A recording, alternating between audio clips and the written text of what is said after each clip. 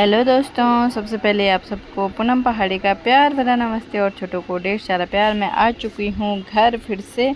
तो आज मैं जा रखी हूँ अपने ससुराल।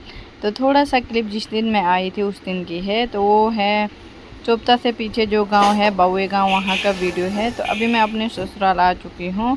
तो ये है मेरा ससुराल का सुंदर सा व्यू और ये है मेरा गाँव। तो मेरे ससुराल का नाम है हापलानेल। तो ये है मेरा सुंदर सा गांव।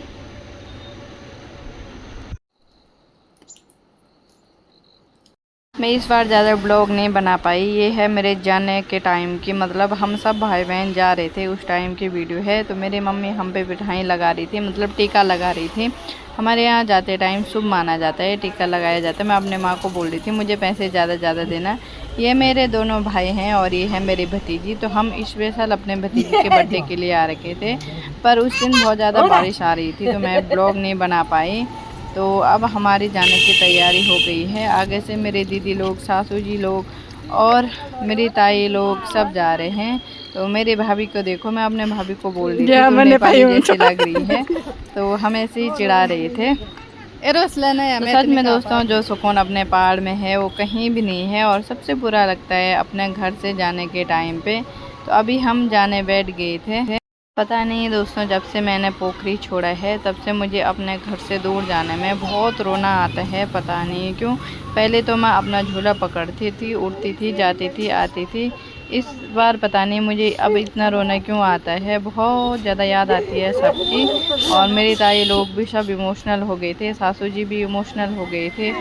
तो मैं अपने घर की सबसे छोटी लड़की हूँ, इसलिए भी सब लोग इमोशनल हो रहे थे। क्योंकि पहले मैं सामने पे थी तो आती रहती थी, अब तो दूर चली गई हूँ।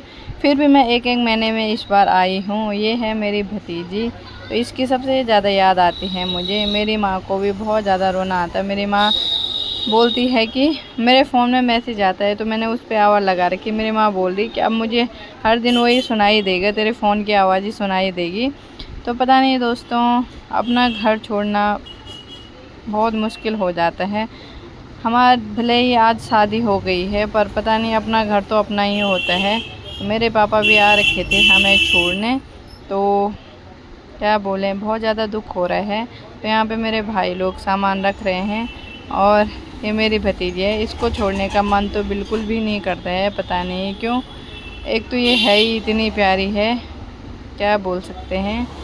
तो सच्ची में कभी कभी ऐसा लगता है कि क्यों आई होगी मैं इतनी दूर।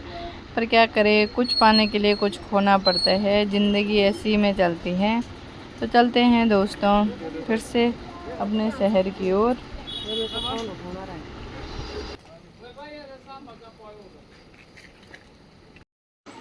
चलते हैं दोस्तों, पर पता नहीं इस बार मुझे बहुत ज़्यादा रोना आ रहा है। तो माँ को देखकर और भाभी को देखकर कुछ ज़्यादा ही अजीब हुआ, और इस छोटी को देखकर रोना तो आता ही है। अपना घर छोड़ना आसान नहीं होता है। वैसे भी अब दूर चली गई हूँ, पहले तो ऐसा था यहीं पे थे।